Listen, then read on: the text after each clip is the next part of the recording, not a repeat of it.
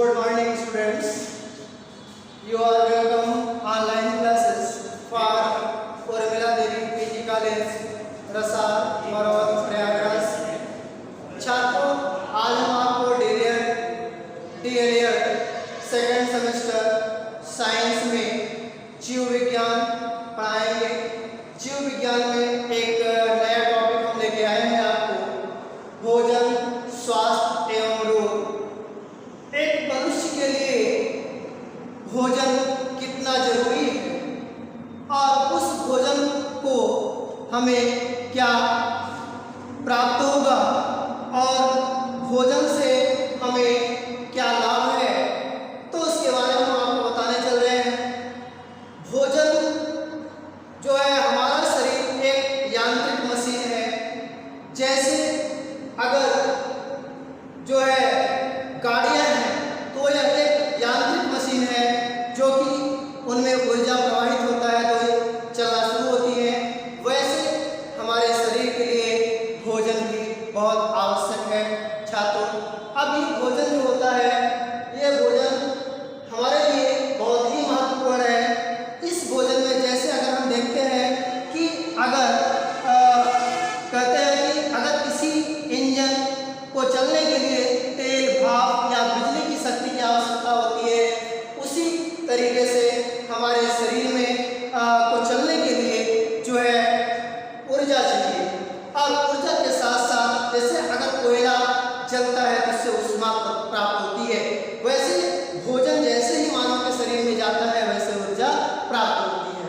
तो छात्रों, अब भोजन का महत्व है, जो पहला पॉइंट है भोजन का महत्व। अब हमारे शरीर में भोजन के महत्व क्या क्या है? पहला है, मानव शरीर में कार्य करने की क्षमता भोजन के द्वारा उत्पन्न होती है। अगर मानव शरीर है तो उसमें जो कार्य करने की क्षमता है जो है उसी भोजन के द्वारा ही उत्पन्न होती है। छात्रों, जैसे मान लीजिए हमें कोई काम करना हुआ, पढ़ना ही हुआ, तो पढ़ने के पहले हमारे शरीर में ऊर्जा की आवश्यकता होती है। और वह ऊर्जा कैसे हमें प्राप्त होगी? भोजन से। भोजन से प्राप्त होगी। और जब भोजन हमको मिल जाता है तो हमारा शरीर जो है वो एक्टिव होकर के जो है काम करना शुरू कर देता है। तो दूसरा कार्य है कि भोजन मानव शरीर में ईंधन के समान जलकर ऊष्मा उत्पन्न करता है। तो भोजन जो है मानव के शरीर में जैसे ही प्रवेश होता है, वह एक तरीके लकड़ी की तरह जल करके वह शरीर को ऊष्मा प्रदान करता है, जिससे मानव का शरीर जो है सक्रिय हो जाता है। तीसरा बात तो है, भोजन शरीर के टूटे फूटे कोषों एवं तंतुओं की मरम्मत करता है। तो भोजन क्या है? शरीर के टूटे फूटे कोषों एवं तंतुओं की मरम्मत करता है।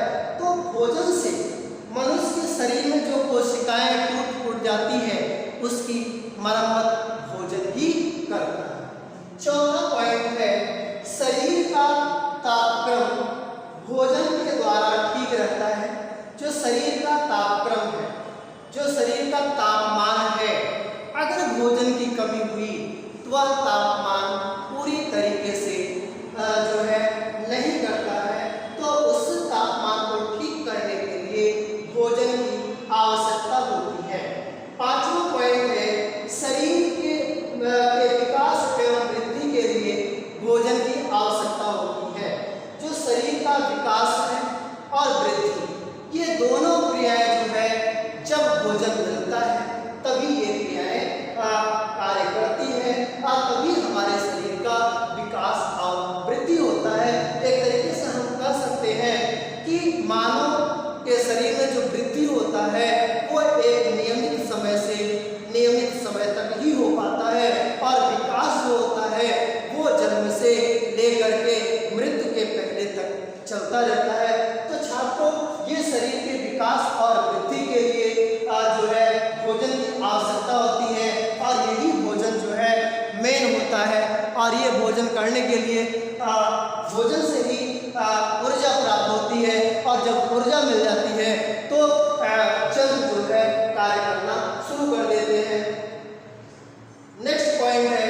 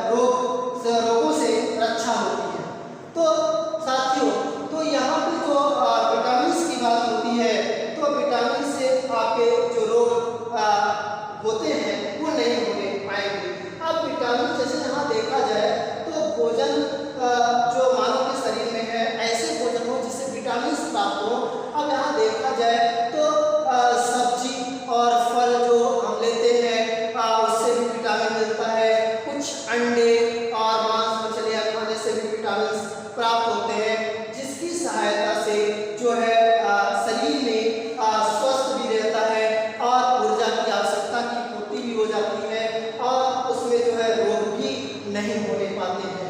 अब अगर सब्जी जैसे पालक है तो पालक में विटामिन ए और फिर गाजर है तो विटामिन ए, नींबू है तो विटामिन सी। एक तरीके से मनुष्य के शरीर में जो रोग होते हैं, जैसे अगर कहा जाए कि विटामिन सी की अगर कमी हो जाती है तो मसूड़े जो है ढीले होने लगते हैं, मसूड़ों में सूजन आने लगते हैं और फिर उससे क्या है कि आपको एक तरीके से वहाँ पे जो है कि रक्त निकलने लगते हैं और ये पूरी उसको पूर्ण करने के लिए विटामिन सी ही मेन होते हैं। और जैसे मान लीजिए कि मनुष्य को रतौंधी रोग होता है तो रतौंधी रोग को बचाने के लिए जो है विटामिन ए की पूर्ति किया जाना चाहिए, विटामिन ए को लेना चाहिए। तो अब यहाँ विटामिन ए पालक से भी मिल रहा है, गाजर से भी मिल रहा है और आपके मांस अंडे खाने पर भी विटामिन ए प्राप्त होते हैं। और वैसे भी अगर देखा जाए कि मनुष्य के शरीर में जो विटामिन हैं दो प्रकार से होते हैं, वसा में घुलनशील विटामिन जैसे ए, डी, ई और के हैं, जल में घुलनशील विटामिन आपके बी और सी होते हैं। छात्रों, अब यहाँ पे बात ये आ रही है कि हम भोजन के स्रोत कौन कौन से हो सकते हैं। अब बात यहाँ पे आई कि हम भोजन का तो महत्व बता दिया आपको कि भोजन से हमें ऊर्जा मिलती है, भोजन से हमें विटामिन मिलता है और भोजन से हमारा विकास वृद्धि होता है। लेकिन ये भोजन कहाँ से प्राप्त होगा, उसके सोर्स क्या है, उसके स्रोत क्या है, तो स्रोत के बारे में हम आपको बताएं पहले। तो अब भोजन के जो स्रोत है, पहला है वनस्पति स्रोत और दूसरा है जीव जंतु स्रोत। अब यहाँ वनस्पति जो स्रोत होते हैं, वनस्पति स्रोत जो है हमें वनस्पति से प्राप्त होते हैं और वनस्पति स्रोत का जो उदाहरण है फल है, मेवे है, दाल है, अनाज है और सब्जी। अब यहाँ पे जब फल है तो फल में आपके ढेर सारे फल आ सकते हैं, सेब, अनार, आम, अंगूर, केले जितने भी हैं, ये सब आपको जो है फल से हमें ऊर्जा प्राप्त होती है। और ये फल से जो हमें स्रोत है भोजन के, तो फल हो गए, फल खाने से भी हमारे अंदर जो शक्तियाँ प्रदान होती है और हमें ऊर्जा मिलती है। और दाल से भी, अब यहाँ पे फल मेवे दाल अनाज सब्जी है और दाल में जैसे अरहर से भी प्रोटीन मिलता है, अनाज है तो प्रोटीन मिलेगा, सब्जी है तो उससे प्रोटीन विटामिन आदि मिलते हैं। अब दूसरा है जंतु स्रोत, तो इसमें प्रायः जंतुओं से भोजन प्राप्त होता है, इसमें प्रायः जंतुओं से भोजन प्राप्त होता है, जैसे अंडा है, मांस है, मछली है, दूध है, पनीर है। तो अब यहाँ पे अगर देखा जाए तो अंडे से भी हमें विटामिन, प्रोटीन, ऊर्जा जो भी मिल जाते हैं, मांस से भी मिलते हैं, मछली से भी मिलता है। अब मछली की बात आई कि मछली का तेल मानव शरीर के लिए बहुत फायदेमंद है, क्योंकि जो रतौंधी नामक रोग होता है वो मछली के तेल से उसका रतौंधी को रोका जा सकता है।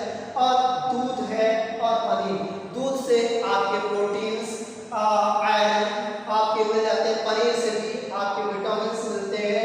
तो ये तो हमारे भोजन के स्रोत है छात्रों। तो भोजन का दो ही स्रोत है, आपका वनस्पति स्रोत और जंतु स्रोत। तो वनस्पति स्रोत और जंतु स्रोत को मिला करके हमारे भोजन के स्रोत जो है कंप्लीट होते हैं। इस तरीके से छात्रों हमने भोजन के स्रोत बताया। अब हम आपको भोजन के प्रमुख क्या कहते हैं कि प्रमुख पोषक तत्व कौन कौन से हैं। तो भोजन के प्रमुख पोषक तत्व में आपके निम्नलिखित पोषक तत्व हैं। पहला प्रोटीन है, दूसरा वसा है, तीसरा लवण है, चौथा जल है, पांचवा विटामिन है। तो छात्रों यहाँ भोजन का जो प्रमुख तत्व है, जैसे प्रोटीन जो होता है, प्रोटीन में हम कह सकते हैं कि प्रोटीन तत्व कार्बन, हाइड्रोजन, ऑक्सीजन, नाइट्रोजन तथा फास्फोरस तत्वों के मिश्रण से बनता है। कार्बन, हाइड्रोजन, ऑक्सीजन, नाइट्रोजन तथा फास्फोरस के मिश्रण से प्रोटीन का निर्माण होता है। और प्रोटीन हमारे शरीर में जो टूटी फूटी कोशिकाएं हैं उनका जो है मरम्मत भी करता है। और नाइट्रोजन जो होता है पदार्थ जो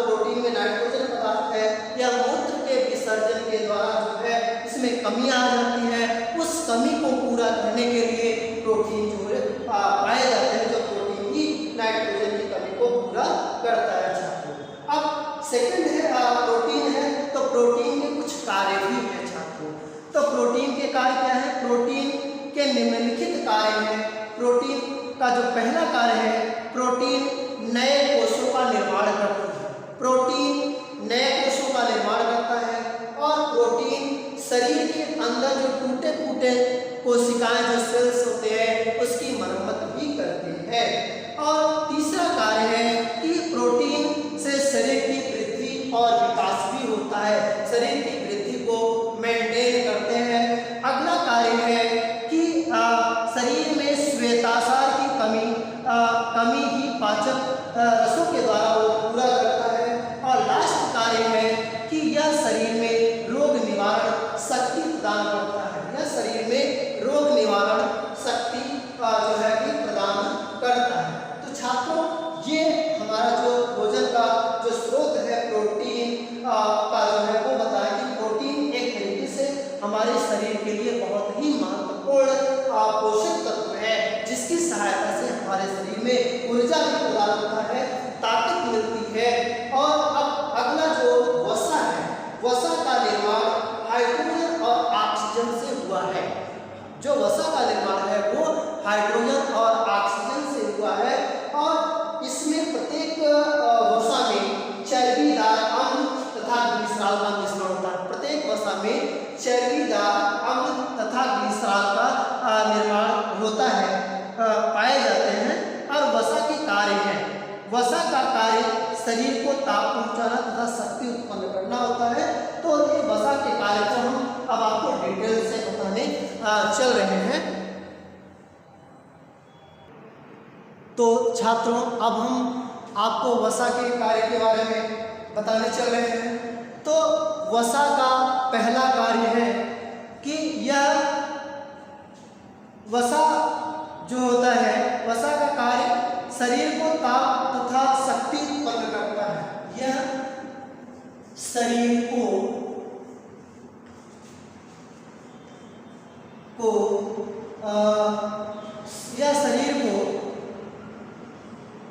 ताप तथा शक्ति प्रदान करता है, ताप तथा शक्ति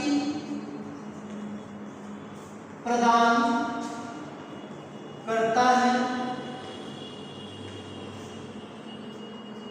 दूसरा है सेकंड कार्य वसा का। वसा का सेकंड जो कार्य है वह शरीर के तापक्रम को सुरक्षित रखता है, शरीर के तापक्रम को सुरक्षित रखता है। तीसरा कार्य है अनेक वनस्पतिक तेलों द्वारा, अनेक वानस्पतिक तेल द्वारा, अनेक वानस्पतिक तेल द्वारा विटामिन ई के प्राप्त होता है। और विटामिन ई के प्राप्त होता है। और इस वसा के द्वारा जो है हमारे शरीर को ऊर्जा मिलती है और विटामिन ए और डी भी प्राप्त होती है। विटामिन ए और डी भी प्राप्त होते हैं। ये तो रहा आपकी वसा के कार्य। अब हम वसा की प्राप्ति, वसा कहाँ से प्राप्त होता है, वसा की प्राप्ति। तो वसा की प्राप्ति जो होती है वो आपका वसा चिकने पदार्थों में अधिकता से पाई जाती है। वसा चिकने पदार्थों से, वसा चिकने पदार्थों से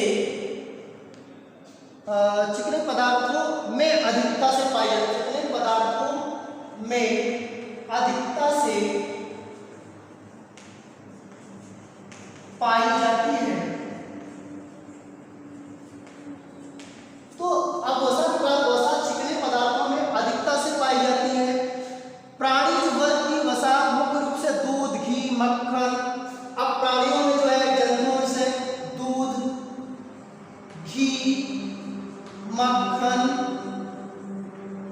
आदि से जो है वसा की प्राप्ति होती है। और वनस्पति वर्ग की वसा जो है तिलहन, ये तो मान लीजिए जंतुओं से हो गया। जंतु से अगर वनस्पति में देखा जाए तो वनस्पतियों में आपके जो है डालडा, ये आपके वनस्पति है डालडा से। और कह सकते हैं कि तिलहन या मूंगफली से तिलहन या मूंगफली से आपका जो है वसा प्राप्त होते हैं। और कहा जाए तो सरसों, सूखे नारियल, बादाम, अखरोट। अब यहाँ पे सरसों से भी, सरसों, बादाम, अखरोट, इससे भी वसा जो है प्राप्त होता है। तो वसा दो तरीकों से छात्रों को प्राप्त हो सकता है। एक तो जंतुओं द्वारा वसा दूध, घी, मक्खन इत्यादि, और वनस्पति से डालडा, तिलहन या मूंगफली, सरसों, बादाम, अखरोट आदि से भी वसा प्राप्त होता है। अब अगला पॉइंट है कि खनिज लवण। तो खनिज लवण कैसे प्राप्त होगा? खनिज लवण, अब खनिज लवण की बात करते हैं तो खनिज लवण हमारे शरीर के प्रमुख तत्व हैं, क्योंकि शरीर के भार का 20वां भाग इनके द्वारा निर्मित होता है। शरीर के 20वां भाग जो है खनिज लवण से ही निर्मित होता है। खनिज लवण हमारे शरीर से पर्याप्त मात्रा में निकलते रहते हैं। तो खनिज लवण हमारे शरीर से पर्याप्त मात्रा में निकलते रहते हैं। और एक तरीके से हम कह सकते हैं कि अतः भोजन के माध्यम में इनकी पूर्ति आवश्यक रूप से रहनी चाहिए। अगर हमारे भोजन है तो उसमें खनिज लवण जो है अधिक से अधिक रहना चाहिए, ताकि हमारे शरीर को पूरी तरीके से ऊर्जा प्राप्त हो जाए और कोई समस्या उसमें न होने पाए। तो साथियों, छात्रों, अब आपको खनिज लवण के बाद हम खनिज लवण के कार्य बताते हैं कि खनिज लवण के कार्य क्या है। तो कार्य में पहला कार्य है कि खनिज लवण ये पाचक रसों को उत्तेजित करते हैं। खनिज लवण जो है ये पाचक रसों को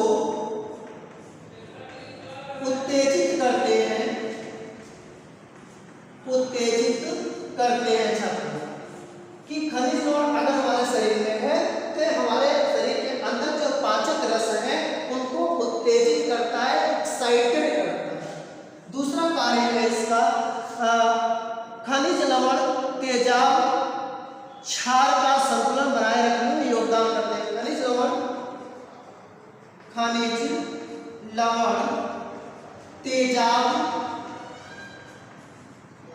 क्षार बनाए रखता है। तीसरा कार्य है इसका, ये शरीर के सामान्य विकास में सहयोग देते हैं। ये शरीर के सामान्य विकास में सहयोग देते हैं। छात्रों, ये तो हम खनिज लवण के जो कार्य है बहुत ही महत्वपूर्ण कार्य आपको बता रहे हैं। इनके द्वारा हृदय की गति पर नियंत्रण स्थापित होता है। इनके द्वारा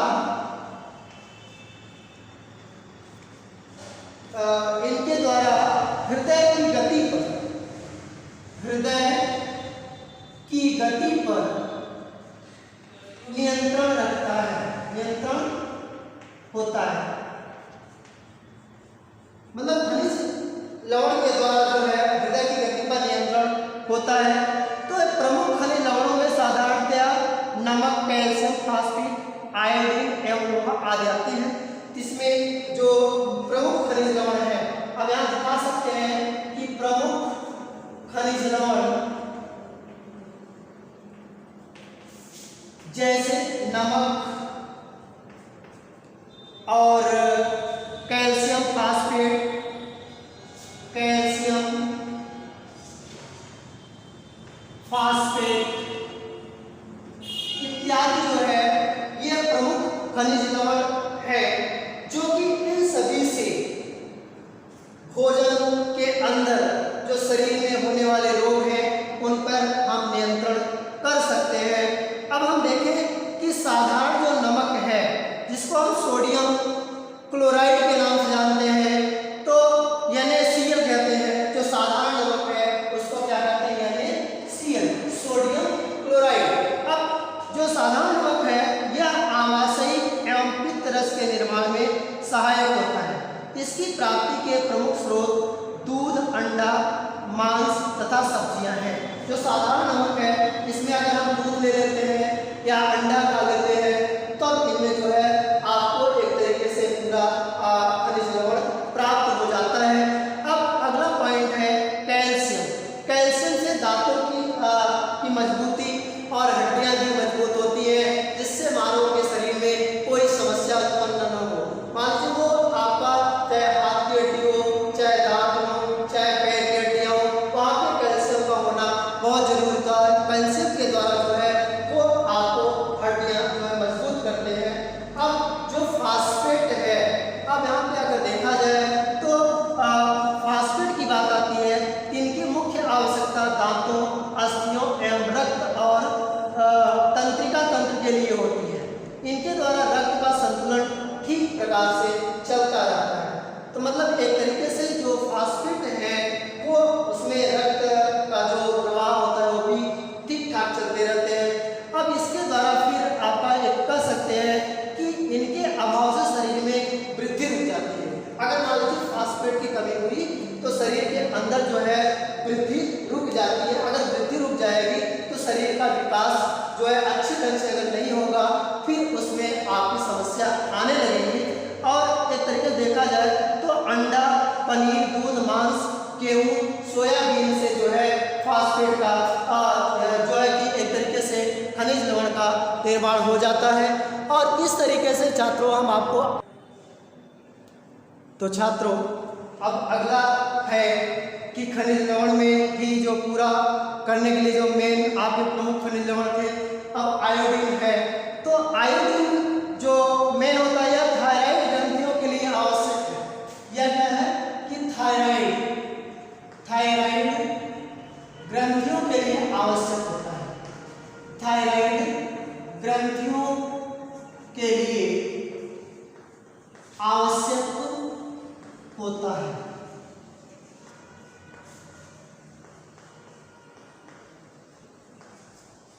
और आयोडीन जो मेन होता है वो यह सत्य है कि भोजन में आयोडीन की बहुत थोड़ी मात्रा की आवश्यकता होती है। दूध, मछली के तेल, प्याज एवं कुछ सब्जियों से इसकी प्राप्ति होती है। या इसे किससे प्राप्त होगा? दूध, मछली का तेल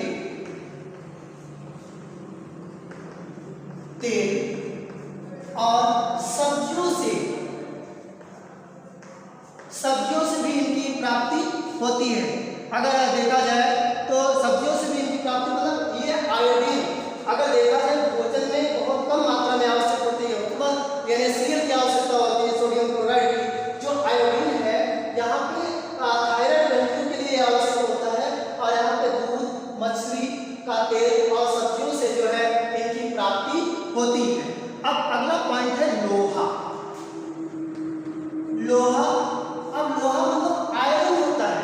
आयरन इसमें आयरन अब आयरन जो होता है, जैसे आप पालक खाते हैं आयरन मिलता है, और फल खाते हैं, सेब खाते हैं आयरन मिलता है। तो शरीर में इसका विशेष महत्व है। यह हीमोग्लोबिन यौगिकों के रूप में लाल कणों में विद्यमान रहता है। बालकों के लिए इसकी विशेष आवश्यकता होती है क्योंकि निरंतर नए तंतुओं का जिनमें रक्त भी निर्माण होता है। शरीर में लोहे की कमी से रक्तहीनता रोग उत्पन्न हो जाता है। तो इसमें जो